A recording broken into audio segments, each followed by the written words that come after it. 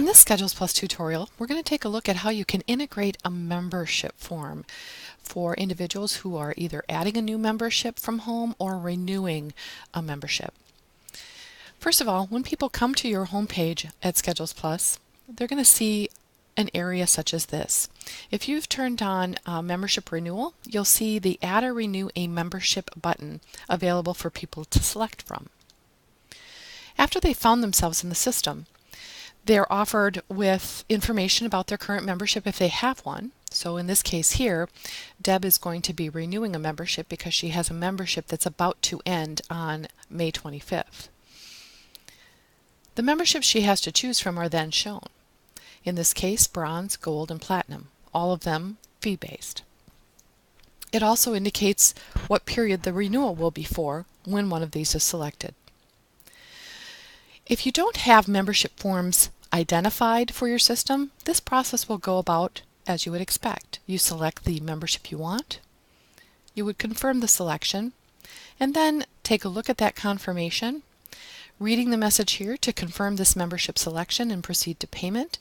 Please select Pay Now, which will take you to PayPal to complete your purchase. When selecting Pay Now, you're leaving Schedules Plus and you will be entering PayPal.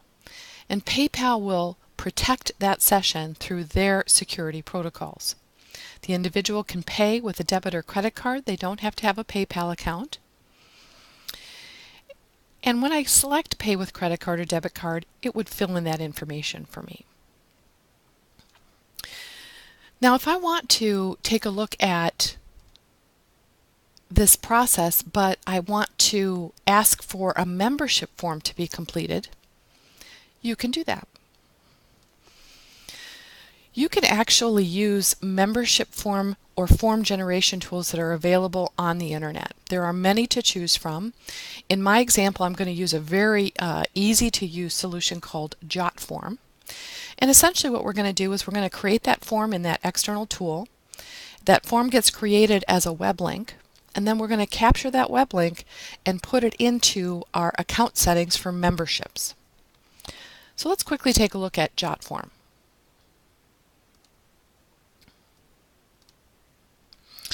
In this case here, I've now entered JotForm. I've signed in, and you can get a free account. What I'm doing here is available free of charge.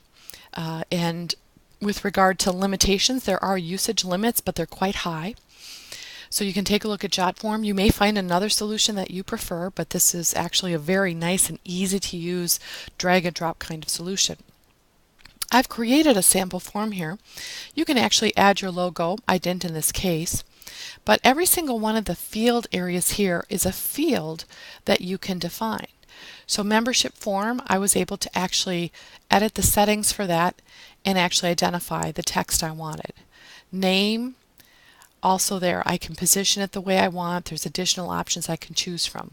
Phone number, email. In this case here, you can see some asterisks, and those would reflect that you've identified that these are required fields. I'm going to change email to off for required because many times people don't have an email address, so you don't want to force that to be a required field in this form. And then other forms that were identified as well, and these are selectable through the Add Form element in the upper left. If there was another field I wanted to add, I simply click on Add Form element, and you can see here there are a number that you can choose from. You can create single choice options, so maybe you have a series of questions you want to ask on your form. You can actually create those questions and include them on the form. Additionally, in the form, you could add, for example, a waiver. Many sites have a waiver, so you could have the details of that waiver. You could type the text in here, and then you can also include an option for people that they have to check before they proceed that says, I have read, understood, and agree with the waiver form. So in that fashion, you're not only collecting information about the individual on the membership form, you're also getting that waiver, the agreement with the waiver, and anything else that you decided you needed to add to the form. Additionally, here on this form, I've added a section, and I'm going to suggest that anyone doing this add this to their forms, because when you're utilizing this form through Schedules Plus, it's opening a pop-up window, and when that person's done, they need to close that window and return back to Schedules Plus to finish their payment. So this statement here, after you submit application, please return to the open window to complete your payment, is a recommendation I'm making so that it's a guide, if you will, to the people that are using this form. Additional settings are available in the form, so you can identify that that form should go to a specific email. So as people complete the form and they press Submit My Form, it will actually send to the email you specify. You can also create a thank you page. In this case here, this is the thank you I've created. So after they've submitted the form, they would be presented with this thank you page.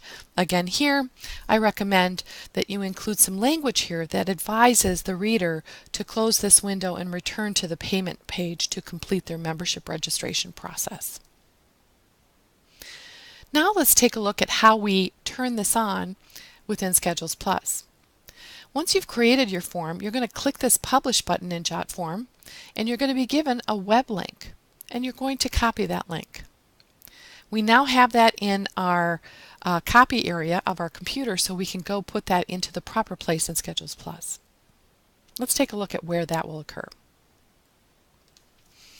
In Schedules Plus, we're going to edit our account, and we're going to go to the Home Use Setup area. And within that area, there are two new fields. One is called Membership Form to use for new memberships and Membership Form to use for renewals. You may want to have two different forms. You may need to collect more information for people that have never been a member before. So you can actually create two different forms in JotForm and have two different web links that you would include here. I'm going to use the same web link in both cases. And I'm going to save that.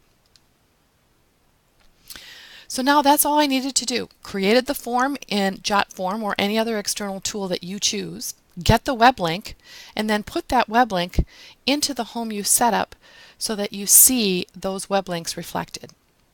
Now let's take a look at what the individual who's registering for home would see.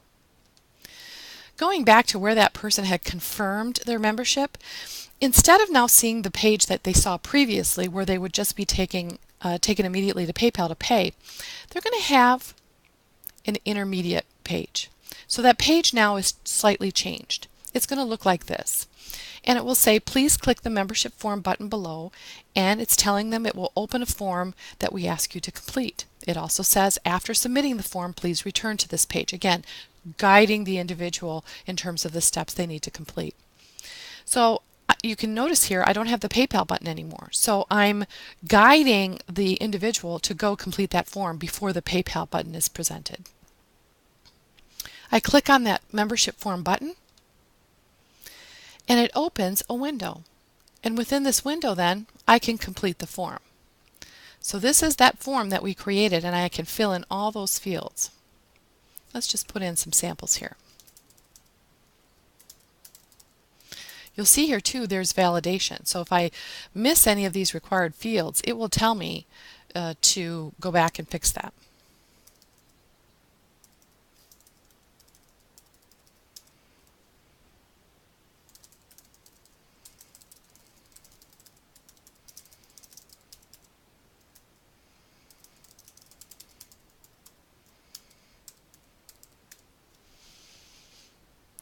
I'm going to go down here further in the form and indicate that I have read and understood and agree with the waiver, and then I'm going to go ahead and submit this form. What then I'm presented with is a thank you screen. And that's the thank you screen that was created through JotForm. When I'm done with that, I close it, and now the base page changes, and that Pay Now button is now presented because I did go off and complete that form. Now let's take a look at what that's going to look like for you as an administrator when you receive that form. Taking a look now at my email, since I was identified as the recipient, the admin recipient of any of those membership forms that are delivered, here is an example of what I would receive in my mail. It gives me all the information that that individual completed in their form, including the exact wording of the checkbox for having read, understood, and agree with the waiver form. You can then use this information to do whatever updates you need to in your system or any other follow-up steps you do in your membership management. These forms are also visible through the JotForm tool, which is a nice feature of JotForm. So you can actually view all of them within the JotForm environment. So you're able then to store these forms either in your own mail system, in your own folders, or you can store them within the JotForm environment. And if I click on View All Your Submissions, it actually takes me over to that area where I can see that form inside of JotForm, which is very interesting. It shows me the submission date and all the information of that form, along with the address with a map.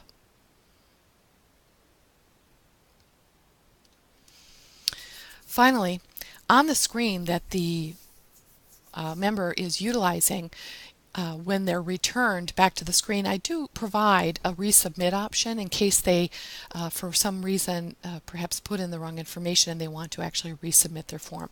So that additional button is available here, and they can use that as well before they continue and proceed with their payment of the registration. So that is a view of how you can create and manage membership forms or any form using a very handy tool on the internet called JotForm, a free use tool, and how then you integrate that form into Schedules Plus so that your members can use that to complete membership forms.